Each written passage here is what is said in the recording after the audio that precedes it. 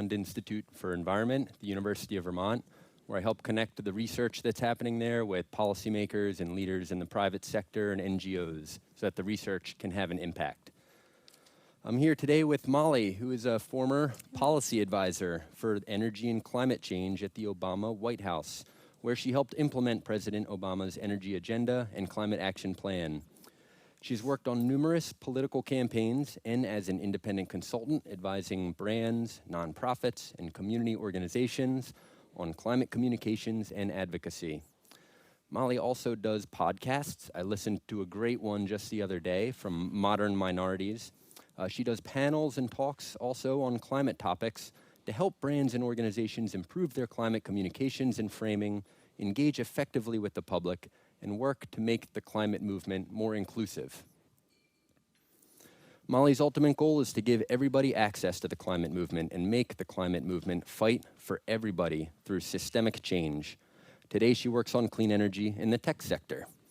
And outside of work, she's passionate about alpinism, which is something that we both share, and she loves to climb in the Pacific Northwest and Alaska. So thank you for being here today, Molly. Thanks for having me.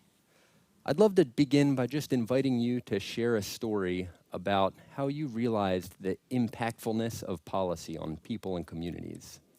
Yeah, so I'll start with a story of growing up. When I was a kid, I was maybe 9 years old. I remember coming home, and my dad had on TV a black and white documentary, and it was about Japanese-American internment during World War II, which was something my grandparents experienced. And I remember seeing it, and it made me really sad. And so I said, "Dad, can you turn this off?" And I'll never forget his reaction. He turned around, he looked me straight in the eye. It was kind of scary. And he said, "Molly, this is part of our country's story. We can never forget where we come from." One thing I came to understand, in understanding kind of a lot of injustices our country has faced and actively enforced in our history, is that as much as you want to turn away, as much as you want to turn it off, we have to look clear-eyed at the truth, at our history, and at what we need to fix. Because we still have so many vestiges, right, of all of these injustices different groups in our country has faced in our history. What I came to understand kind of growing up, knowing the story of forced imprisonment of my family, was ultimately how impactful policies can be, right? Like we forget, these weren't natural outcomes. This was a policy, it was an executive order. These are deliberate decisions put into place. And that's what kind of ultimately inspired me, I think, into going into politics, government, and public service work. Wow, that is moving. Thank you for sharing that. I can imagine that there was a collective mindset, like a national psychology at the time that even enabled policies like that to take place. What do you think about the state of our nation today? Like, what kind of collective states of mind do we need to enable policy and action around climate change?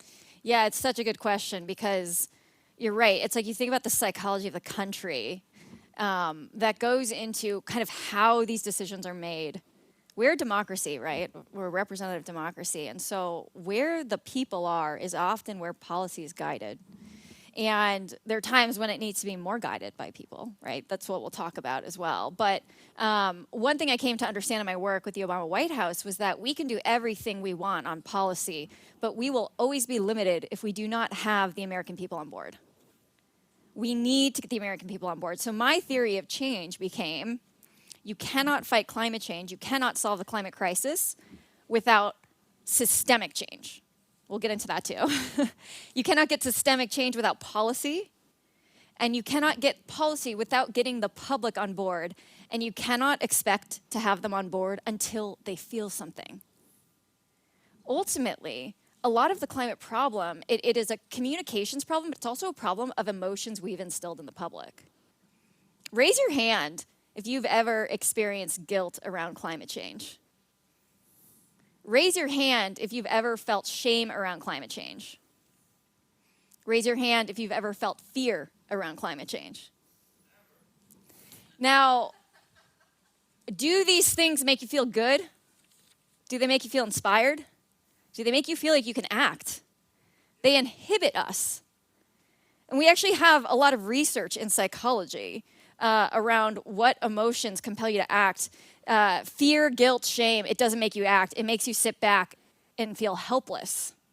That's the psychology motivation. To get people to act, we need to make them feel something very different.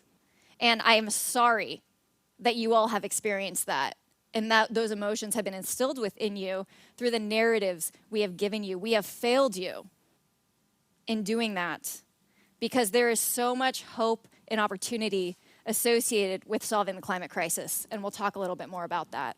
Yeah, I'd love to hear more of your thoughts on that. I mean, these emotions of climate guilt and shame, they really can lead to inaction. What kinds of emotions do we need people to feel to build support and to empower them and to bring them along and include them in the climate movement? Yeah, so I'm gonna step back and tell you actually a story of kind of one of the places where these emotions you've experienced come from. And it's a story you've probably never heard, and it's probably gonna surprise you. About 20 years ago, a company, a major corporation, hired a PR firm, Ogilvy and Mather, very prominent, successful PR firm, and paid $250 million for a campaign. In that campaign, they popularized massively, very successfully, the idea of the individual carbon footprint. Raise your hand if you've ever taken a carbon footprint quiz online. Yeah, vast majority of people. Who was this company? Who was this corporation? It was a fossil fuel company called British Petroleum, or BP. As in BP oil spill, it's those people. Now, why would a fossil fuel company want you to green your life? The carbon footprint concept is completely made up. It's totally fabricated. It's a construct. It's taking a system based in fossil fuels, transportation, electricity, and it's apportioning blame onto the end users who are forced to use it. You, me. It's telling you that when you use electricity at night, it's your fault, even though there's only one electric grid you're plugging into, and you have no control over where your electrons are coming from. It's blaming you for the fact that our transportation system is based in fossil fuels, that when you have to get on a plane, you have no choice where that fuel comes from. It's blaming you for even parts of industry, steel, asphalt, that go into our roads and bridges. Do you have any control over that? That's why this concept is really problematic, because it's put a huge overemphasis on greening our lives. Now, for anybody that has the time, the energy, the privilege, and the resources of greening their lives, I commend you. Keep doing it. One thing we have to keep in mind is that when you take these carbon calculator tests, it's actually teaching you to do workarounds against a system based in fossil fuels. It's saying, ride your bike to work, avoid the transportation system. It's saying, turn off your lights at night. Avoid electricity consumption. Now, I don't know. I need lights at night. I need heat at night. I'm not the person who wants to turn that off. And if there is some guy that's gone, so far to green their life, they're sitting in a sad, dark house, I have to think, is that person a climate hero? I don't think so, because is that amounting to the work we need to solve the climate crisis? In my view, no. We don't have time for ineffective climate solutions. We only have time for effective ones, and those are systemic ones. And we'll get a little bit more into that. Fear, guilt, and shame, the carbon footprint concept, the idea that it creates workarounds to a system based in fossil fuels, you have to ask yourself, what happens to the system? If I don't turn on my lights at night like they tell me to, then I endure, the cost of my quality of life, the inconvenience. And what happens to the electricity grid? Absolutely nothing, right? This is the most masterful and deceptive PR campaign in history, because when you work around a system, what happens to the system? Nothing. So what we need to do is focus on systemic change, and the beauty of that is individuals can have a massive, impactful impact here. Yeah, can you say more about that? Yeah. How can people who want to get involved in the climate movement access some of these levers of change that are more at a system-wide level? What are those systems that we need to change, and how can people access them? Yeah, it's the number one question I get is what can I do? And it's my favorite question, because it just shows, how much people have a stake in this, how much they want to do the right thing, and how much they've been misled. Because unfortunately, again, like the numbers just don't add up as much as we want them to. Greening our lives, it's not scalable. It's not scalable when we have 50 billion tons of carbon emissions that are emitted globally, greenhouse gas emissions. So what we need to think about is systemic change. Now, how can an individual impact systemic change? In huge ways. The number one action I give people is this: register people to vote. Now, why? What happens is that when we expand the electorate, progressives get elected. You do it in a nonpartisan way, but the result is that progressives get elected. You empower more people with a vote, you enfranchise more people.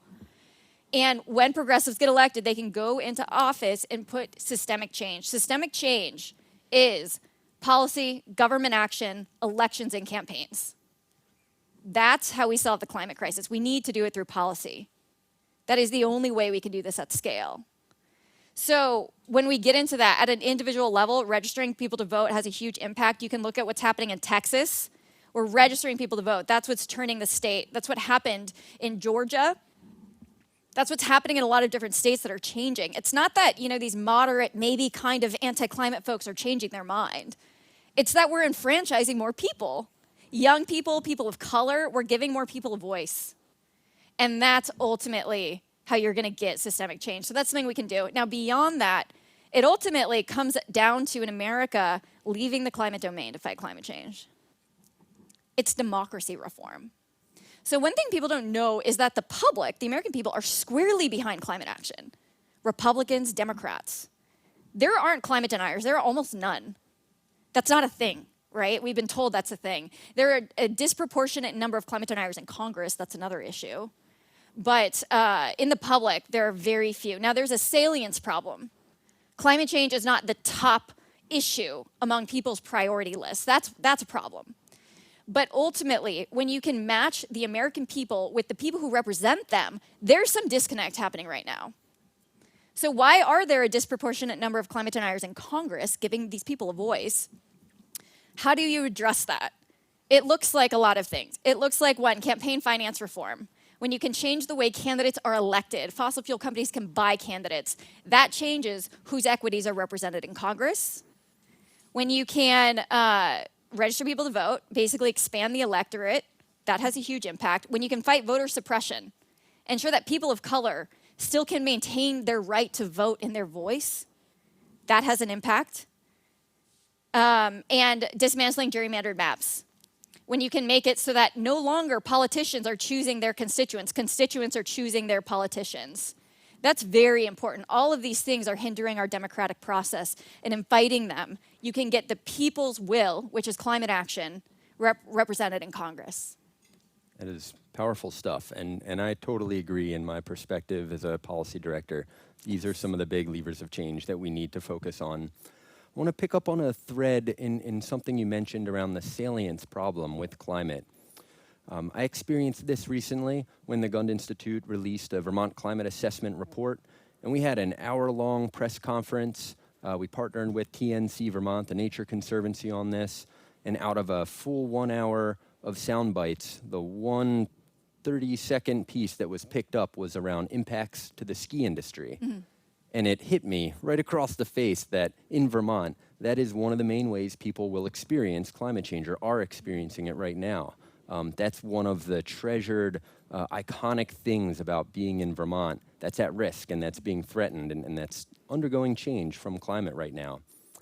Can you say anything about the way we frame climate narratives in order to help them be as salient as possible to particular audiences? I feel like you have a lot of great experience with this. Largely because we've failed on it, right? So at the Obama White House, we actually went on a journey to understand what is the most effective way to talk about climate change. How do you meet people where they are? How do you get the American public on board? We found something really insightful. So we tested a lot of frames, and there are a lot out there because climate impacts every single person in the country and every single sector of society. So we tested them. We tested the national security frame because climate change is a national security issue. This is FEMA response, flood standards, this is energy independence. We found that it's a little bit abstract for people, that even though they do see there's a larger prevalence of natural disasters, it's not part of their everyday life. And there's often this idea of it's not impacting me yet, or it's not going to impact me, it's them, right? We also tested the economic frame. At a macro level, this is like for every decade our country does not address climate change, it's going to cost our country this much more. Again, very abstract, hard to connect to your everyday life when you're talking about the macro economy. We tested the environmental frame. Now, climate change is seen as an environmental issue. It's under sustainability, right? We think of it as purely an environmental issue. It is not. It's one of the issues. But we've kind of dominated it. And now we need to also address the environmental movement has a very problematic history of racism and non-inclusivity. And so with that said, when you stick it into that domain, there are some problems that come with that around inclusivity. This is polar bears in the Arctic, this is melting glaciers, this is endangered species. People don't have the luxury of caring about things that are happening thousands and thousands of miles away when they are trying to get by. And in America, with the levels of income inequality we have, that is a lot of people. You may not know them, but there are a lot of people in this country, right, that are making real decisions and trying to figure out how to buy groceries. That's such a reality. So do they have the luxury about thinking about polar bears? No, and I don't blame them. The environmental frame is limited and it is privileged. What we found, by far unequivocally, by miles, the most effective way to talk about climate change is through the lens of public health. Now, what does that mean? Another word for climate change is pollution. And this is where climate change becomes climate justice. We throw that term around a lot, but if climate justice people are not talking about public health, I don't really want to hear them. What this means is that communities of color are significantly likelier to have to live near things like fossil fuel power plants, refineries, toxic waste sites, polluting highways. We talk a lot about people being impacted by the effects of climate change, natural disasters. We don't talk about them being impacted most by the sources of climate change, our electricity and transportation sectors, fossil fuels. Communities literally can't breathe. 1 in 10 Black children in America have asthma. I'm going to say that again. 10% of American Black children have asthma.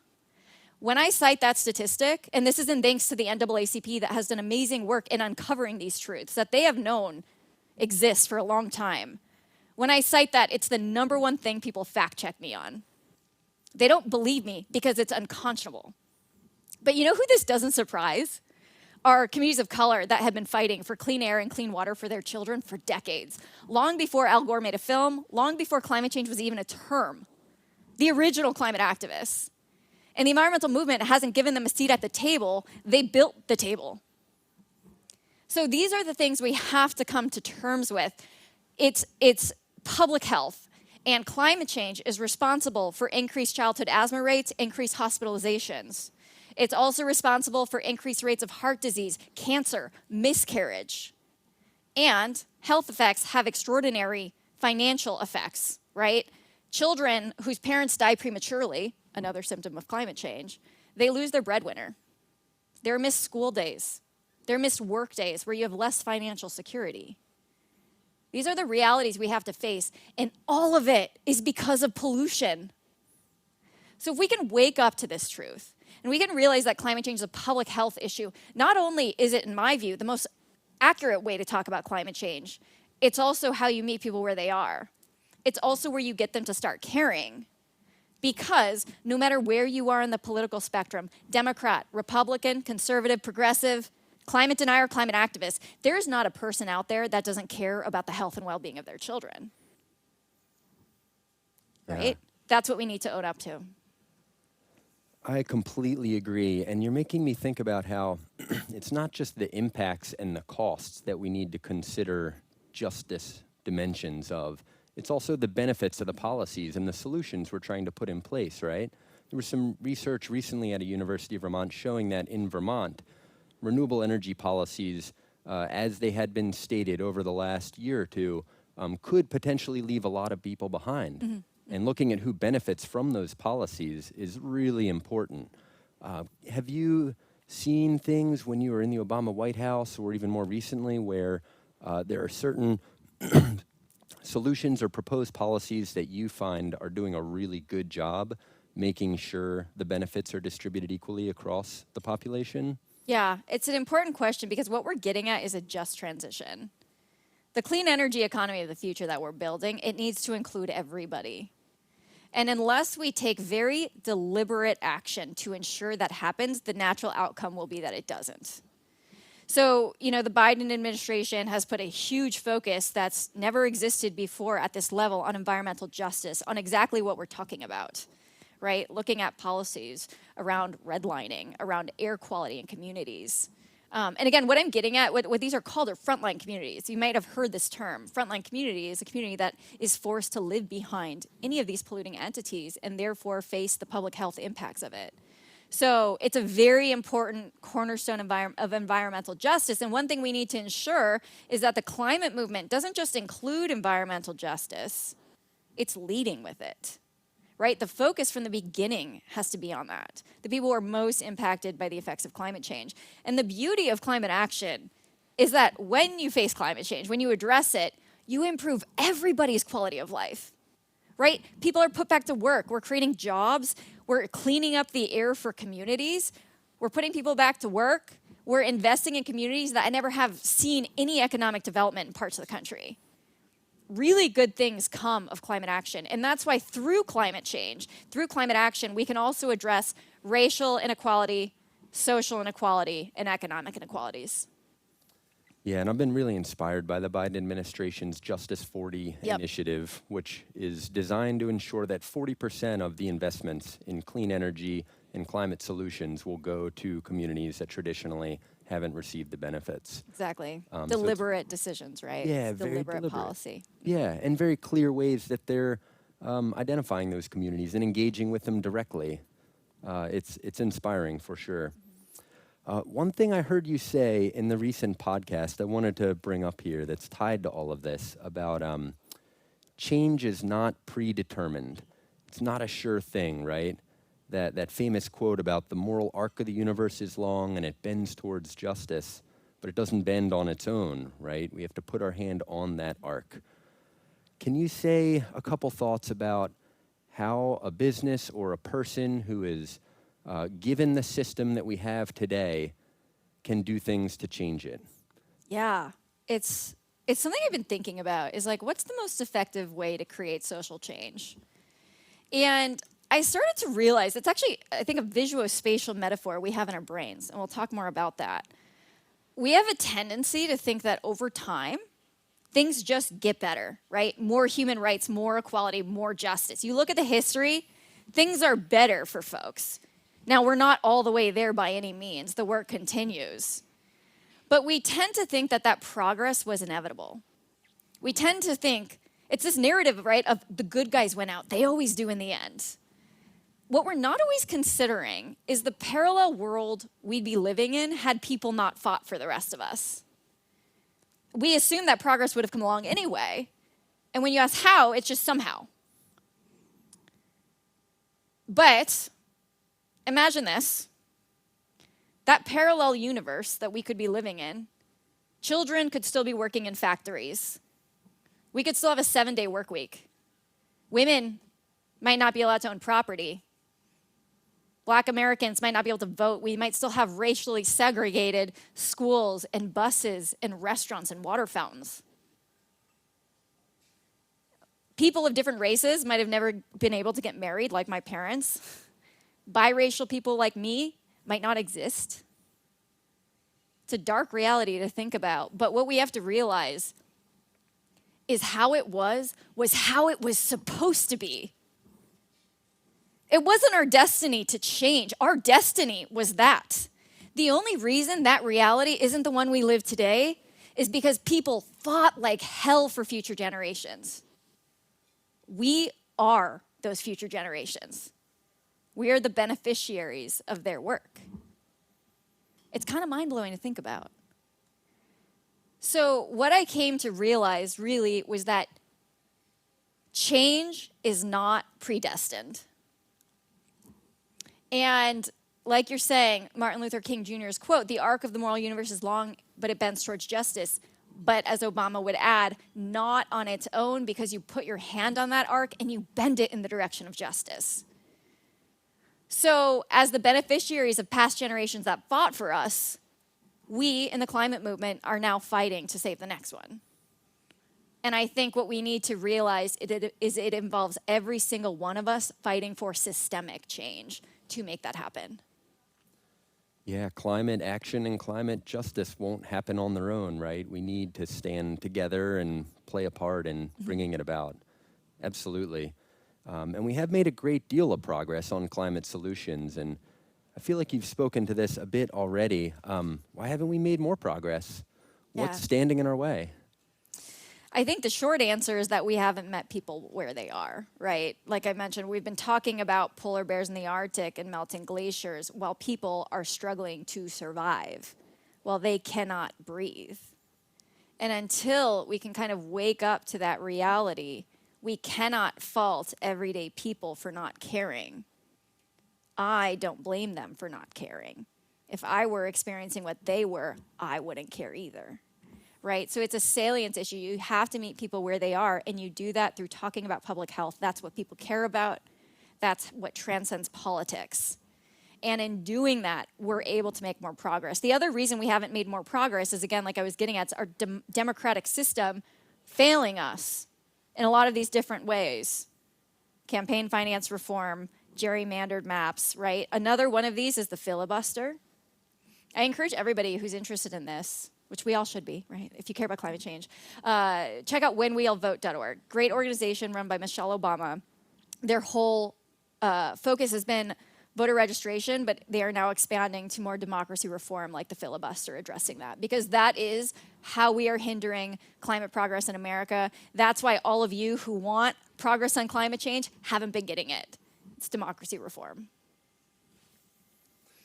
So one thing I wanted to pick up on around climate deniers, and you mentioned rightfully, I agree, that there aren't many of them out there. Historically, there have been a small number of them, and they've been very well funded, and there has been Cato Institute. Yeah, and there has been API. a very sophisticated and for many decades, very successful PR campaign to cast doubt on climate science, right? Thinking about Merchants of Doubt, Yes. that book by Naomi Oreskes. What would you say to, what would you recommend to a person or an organization that wanted to lean into the climate movement a bit more, but they might be reluctant because there still is some misinformation out there and the denial or the delay frame is still alive and getting airtime? What would you say to that person? So I'll take a step back, actually, to answer this. I'm going to talk about something that you will seem weird, but there's a reason. Because we're getting at what's called reframing. So in the 80s, there was a study done, a psychology study, and I'm going to reenact it with all of you. Okay, I'm going to tell you to do something, and then you're going to tell me what you're thinking about, okay? Here's the instruction. Don't think of a white bear. What are you thinking about? White bear, yeah. This study has been replicated a gazillion times. That's the answer every time. Now, why am I talking about a white bear? It's because thought suppression is very difficult. It is very hard to suppress a thought in people's brains. And this is all based on the work of George Lakoff, who's a cognitive linguist who was at UC Berkeley for a long time. He has a new podcast called The Reframing Lab, and he's also written a lot of books. If you're interested in this, The Political Mind is a good one to check out. What I'm getting at is basically that we need to reframe. Because when you talk about a concept, there are a lot of concepts associated with it that activate in your brain. And this is based on neuroscience and neuroplasticity. So when you have a thought, it fires a web of neurons in your brain. And when you have that thought again, it fires it again, and that web grows stronger. And that thought is now likelier to arise.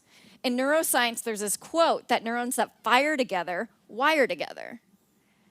So why am I talking about this? Why am I talking about white bear neuroscience? It's neuroplasticity. This is how we use neuroplasticity to improve our climate communications and help solve the climate crisis. Because if some guy, let's say, is standing on a corner and he's shouting, climate action hurts the economy. Standard anti-climate narrative, eye roll, we know it's not true. Climate action actually helps the economy, it creates jobs, expands the economy. That aside, it is not effective for me to go stand next to that guy and yell, no, climate action does not hurt the economy, because I'm telling everybody not to think of a white bear. I am still activating in your brains an association between climate action and a herd economy wired. Now you have a greater association between these things.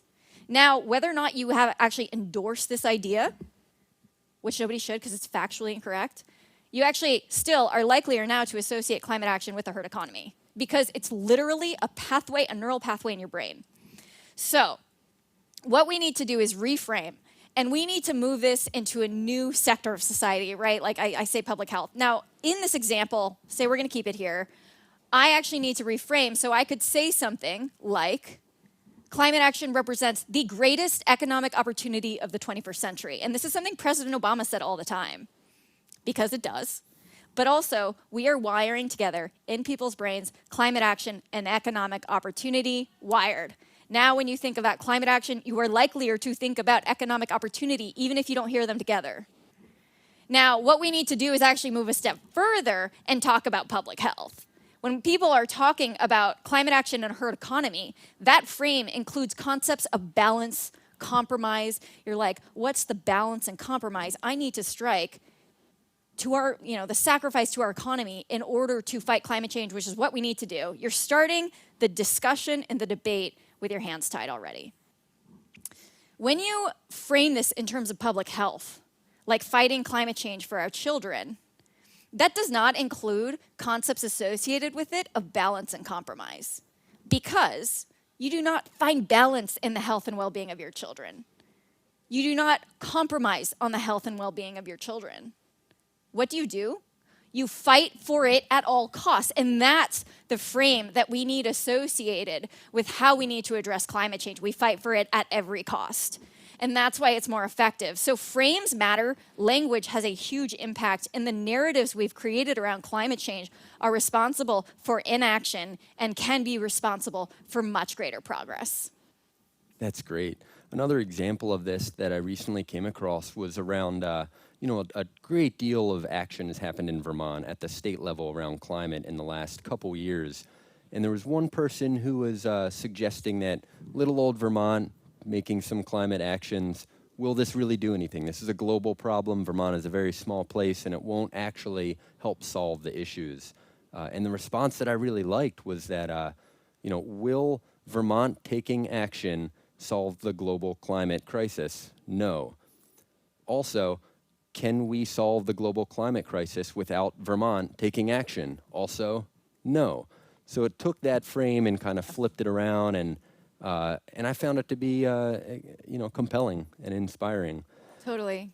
And we need to think about framing these narratives in dynamic dialogues, right? In the national conversation, where for everything that's said, there's another group saying something else to try and position or, bring forth another issue.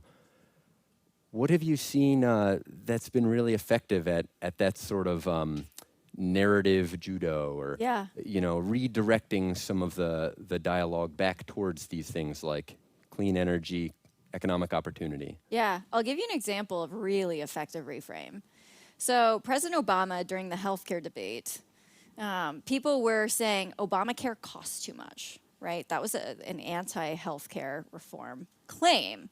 It's very effective, right? It's the same as climate action hurts the economy. We're getting at the same thing, same argument every time. Instead of saying, no, Obamacare does not cost too much, right? Still associating Obamacare with not affordability, wired.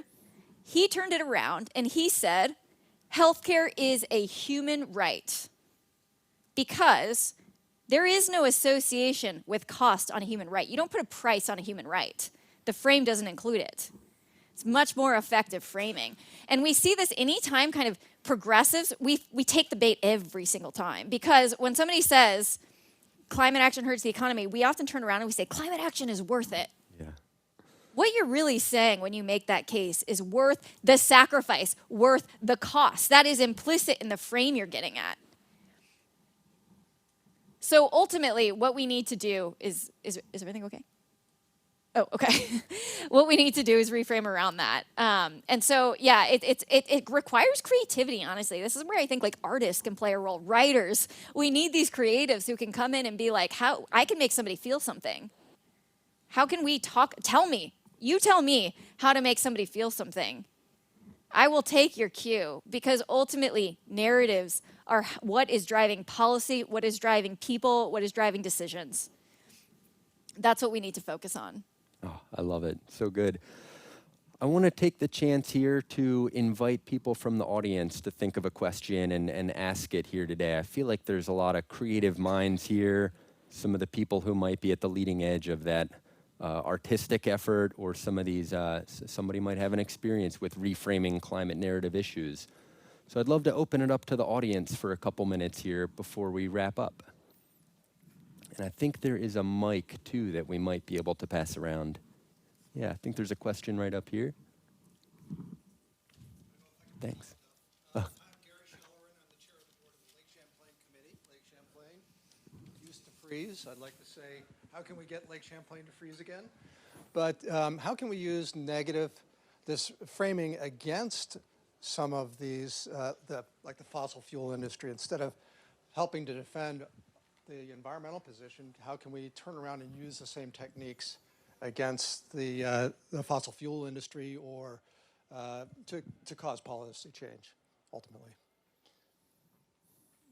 Sorry, do you mind repeating? So you've talked about how we can avoid getting sucked into the negative side and reinforcing the message and creating the neural connections about the things that we care about. How can we use the same techniques as environmental groups to do the same to those industries and those practices that we find to be counter to environmental improvement? Great question. If I talk about pollution, I would welcome anybody to come fight me on it and come defend pollution. Come tell me how great pollution is. Tell me how much you want pollution in your community for your children to breathe. That's reframing. When you talk about the individual carbon footprint, the reason I started telling the BP story far and wide is because it made people feel literal discomfort in their bodies because they felt a lack of control. The carbon footprint concept, the quizzes, the calculators, the greening your life, also a lot of corporate propaganda associated with green products that no one can afford. Question any Instagram influencer you say who's just promoting green products. Ultimately, when I started saying that, people started fighting me because they realized they don't have the control that they were falsely given. When we reframed it and we said, hey, BP is behind this, FYI. Talking about sustainable living, it's fossil fuel propaganda, unfortunately. And we've fallen for it, right? We have embraced that frame. We took that torch and we ran with it. That's also reframing that needs to be behind that, because what we need to say is that everybody has a huge role to play in systemic climate action. That's how you have way bigger impact. Your carbon footprint that they assign you, again, total BS, but it's 16 to 17 tons of carbon in America a year. How many greenhouse gas emissions are emitted globally? Does anybody know? 50 billion. And of your carbon footprint, you can only shave off a little bit because it's, again, blaming you for things you have zero control over. Now, compare that, just numerator, denominator. A couple tons of carbon a year you're cutting out of 50 billion. Now, compare that to registering literally a few voters a year in your district. And compare that to how many people are voters registered and voting in your district. I guarantee it's way fewer than you think, which is going to have bigger impact. So that's reframing, right? Taking individual action that the fossil fuel companies have given us, putting it on systemic change. Taking people talking about economics, the cost of climate action, which again, there is a cost, but the cost of inaction is so much higher. But you take that and you talk about public health. Fight me on pollution, right? I welcome anybody. Nobody will. That's where we need to reframe. Fight people on public health. Nobody will. Nobody wants more kids to have asthma, more kids in hospitals, more kids to miss school. No one wants that. Yeah. Yeah, and there's a Supreme Court deliberation currently on the purpose of the Clean Air Act as it was originally written, and the classification of greenhouse gases as pollutants. So it is currently playing out in big ways in the national sphere. And that's an example of how a narrative can impact policy, can impact huge decisions that create precedents for us. and impact our regulations moving forward. Yeah, it can literally enable or inhibit the EPA with doing regulatory actions based on that law. We have time for one more question in the audience over here.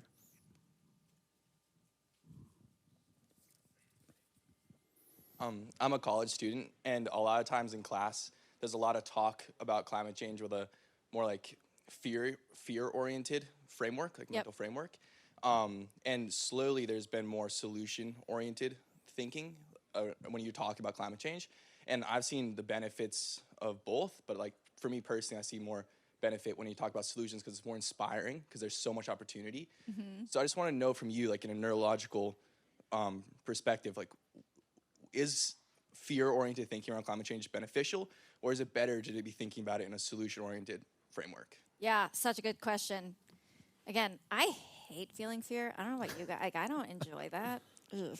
Okay, so what the research shows is that when the human body and the human brain experience fear, guilt, or shame, it makes you feel paralyzed. It makes you literally sit back. You like move backwards. When you experience hope, when you experience this idea that there's opportunity, that there's feasibility, that there's momentum, you are compelled to stand up and act. That's what we need people to think about. Because not only is that an effective way to talk about climate change, it's also true.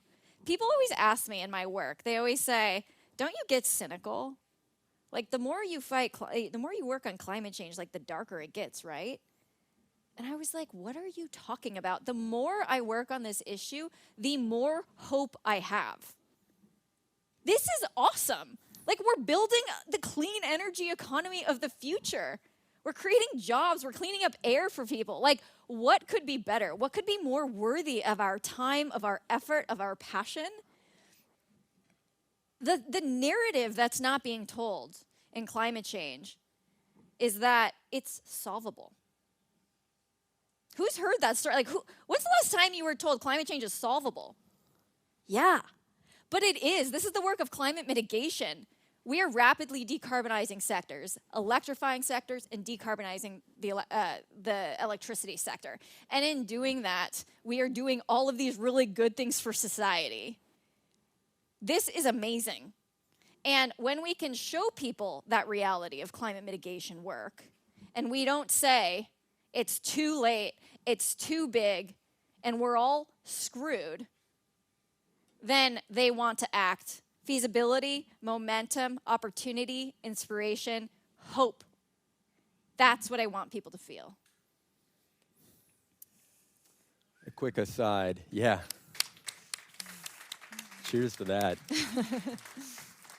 A quick aside, she hates feeling fear. She's also a badass ice climber. So square those two things. I don't like roller coasters, though. Yeah. Well, this has been really inspirational for me. Thank you so much, Molly. I want to just give you a chance to wrap us up here and have the last word. And what's your take on the road ahead? Where do you see bright spots of hope and inspiration? I see it across the country all the time. I mean, I see it in this room. You guys are here. You care about this issue. Don't forget about that parallel world we could be living in.